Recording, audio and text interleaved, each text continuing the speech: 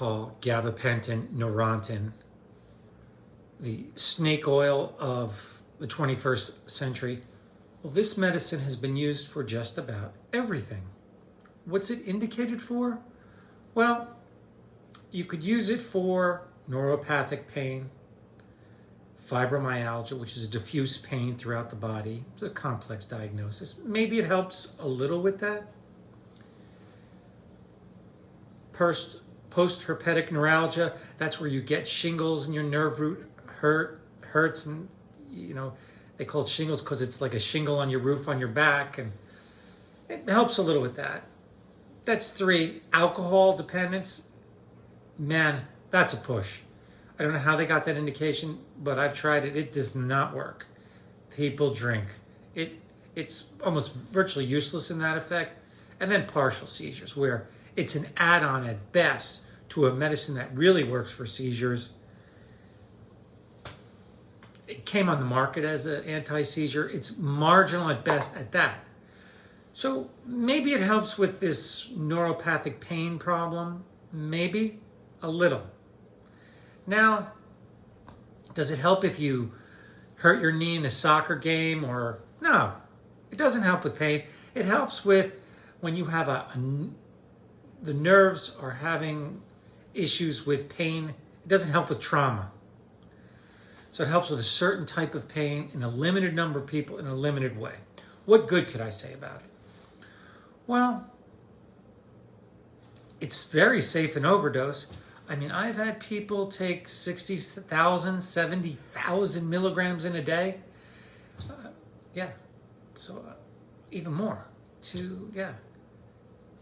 That's about right. I've had someone who was on 2,400 milligrams a day do the whole bottle of 90 in a day. It's virtually impossible to overdose on this stuff.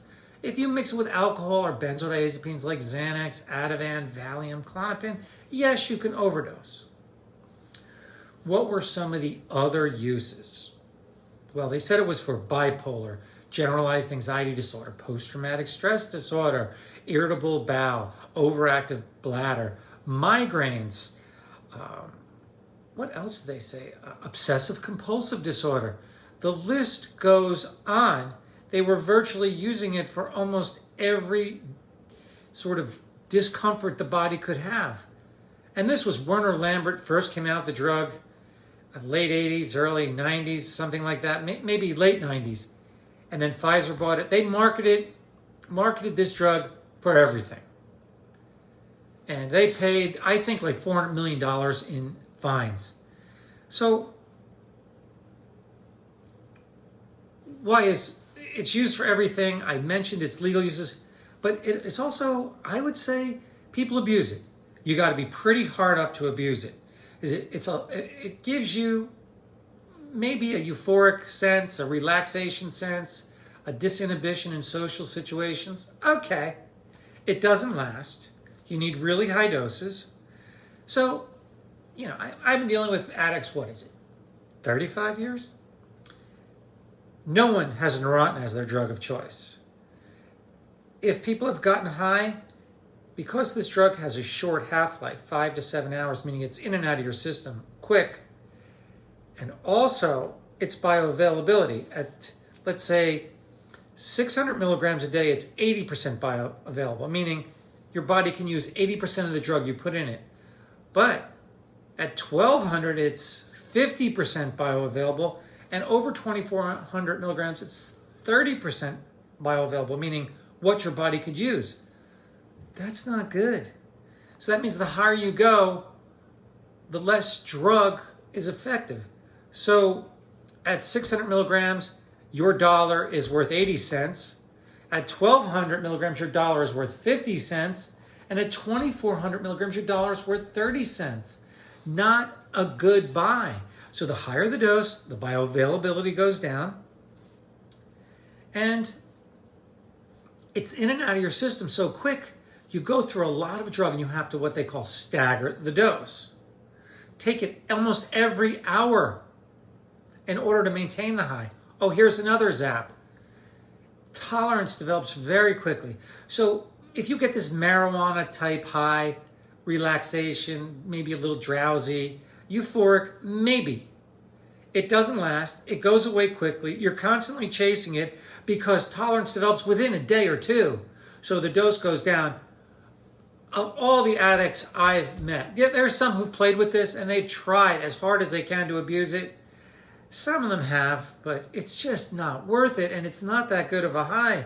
It's just not there. It's not good, people.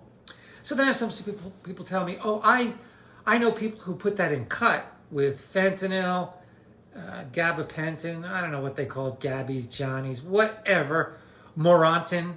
I've heard those names because you waste a lot of money on this stuff for virtually a minimal high that doesn't last.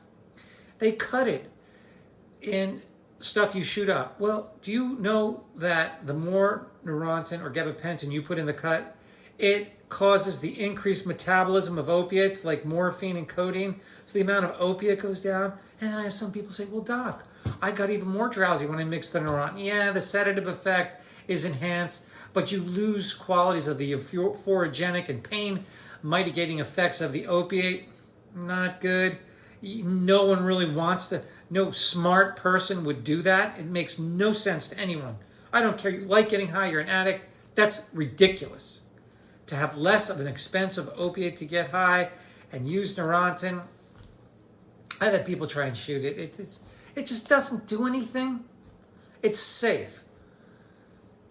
And the high, as I've explained, is fleeting due to tolerance, decreasing bioavailability at a higher dose, and the huge amounts of drug you need to take every hour, and you can't keep up. It just doesn't work. I've never had anyone actively abuse this drug because of those reasons, because it doesn't make any sense.